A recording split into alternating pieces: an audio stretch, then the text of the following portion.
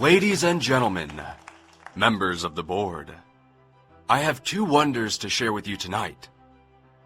First, allow me to present the next evolutionary milestone of our species. Immortality. Ever for theatrics, Dr. Monroe says with his arms outstretched, his burgundy dress coat flowing with every gesture. There's a collective gasp from the audience when the curtain drops and the pale, topless form of a seated man makes his appearance. Shackles pin his wrist to the arms of the chair. His face eerily mirrors the confusion of the onlookers. This man, a thief, a murderer, and admitted pox to our society, has generously offered to help demonstrate the latest breakthrough in medicine. He pauses for effect, before removing a small, decorative vial from his belt. This was born of my research into xenotransplantation. I'm sure you must remember Sir Winston. They did. They would never forget last year's unveiling of a genderless human body, naked and draped callously on the floor, nor the drooping eyes of the basset hound's head that had surgically replaced the original. For hours they'd watch with a bated breath, while the monstrosity lapped up water from a dish, only for it to seep freely through the stitches at its throat. The fingers and toes twitching as if deciding whether or not to obey their new master. Dr. Monroe smiles at the recognition sweeping the room.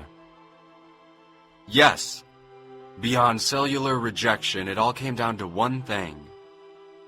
The secret was in the temperature. But I digress.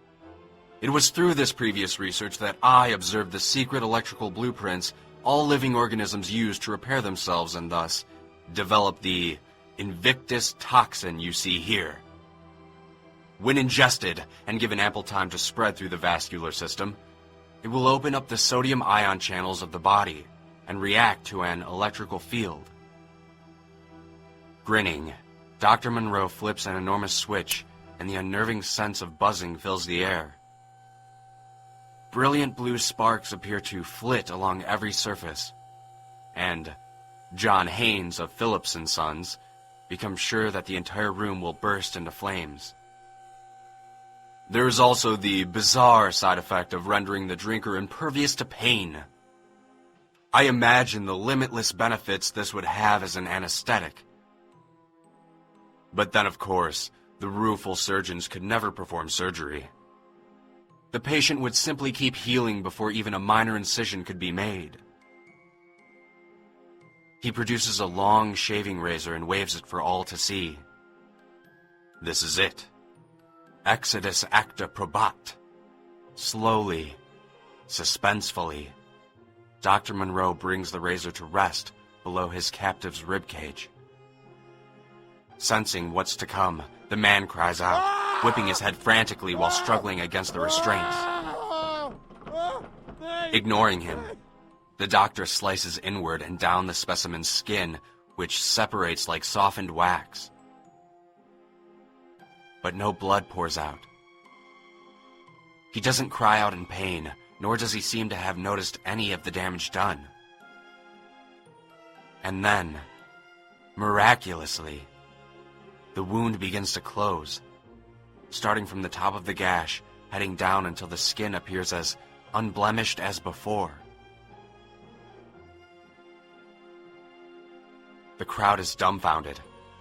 Some doubt their eyes, even their own minds.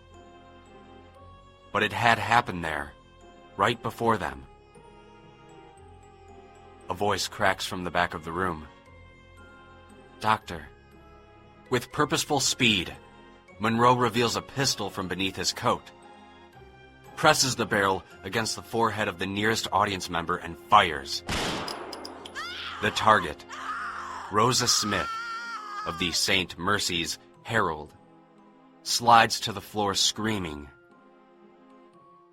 Though it's clear from the damage to the wall behind her that the bullet had passed completely through her skull, she continues screaming, as lively as before. It is fortunate that Miss Smith had the foresight to drink Invictus. Indeed, you have all been preparing yourselves this evening. He points at the empty champagne flutes that stand at every table. The silence that follows is malleable like taffy, locking shut the mouth of every guest.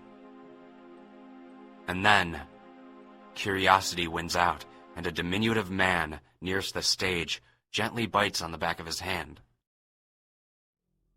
His eyes grow wide when he senses not even the faintest of pain. And then he bites down, peeling the flesh from the back of his thumb to his wrist. Again, as before, there is no blood. Only a small shimmer of blue light as the skin curls back into place. The violence begins subdued as the guests test the waters of the vast ocean before them. And then it erupts. A large man from 2 states north asks, practically begs for the pistol from Monroe. When he receives it, he dares the others to fire at him, vividly living out his fantasies as an indestructible hero. A woman who couldn't stop reminding everyone how she traveled for 3 nights by train is absorbed in twisting the long nails off her right hand, and then watching as they clitter across the table and back onto their roots. "This is going to be marvelous," she says. "Think of all the women who would die to never have another broken nail." Amidst the chaos of snapping limbs and frantic stabbings, Dr. Hers stops, panting for breath. "You've done it! You've really done it, Dr. Monroe. A world without pain, suffering, injury! Though I fear you may have put me out of work."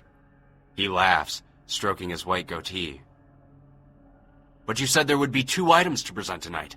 With your first as earth-shattering as this, I can't imagine how you could top it." That's when he catches sight of it. The first drop of scarlet they had seen all night.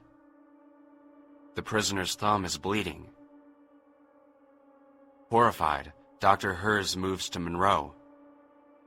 "Doctor, what's the meaning of this? Why hasn't he healed?" Monroe doesn't answer at first, but instead appears absorbed in the pocket watch he's holding. "Don't worry, good doctor. He clearly was injured and subsequently healed while we restrained him. It simply opened up again, roughly 8 minutes after the toxin had been metabolized." Everyone stands silent, hanging on to his every word. Despite my greatest efforts, the Invictus toxin passes through the human body in 1800 seconds. That is to say, half an hour. Thus, we move on to the final experiment of tonight. An exercise in inevitability. He glances at his watch again before bowing and pointing towards the test subject. As the audience follows his gesture, the pale man begins screaming and convulsing in a fit. The wound along his stomach opens as if cut by some phantom blade. A glaring red crescent, much like the grin on the face of the elusive Dr. Monroe.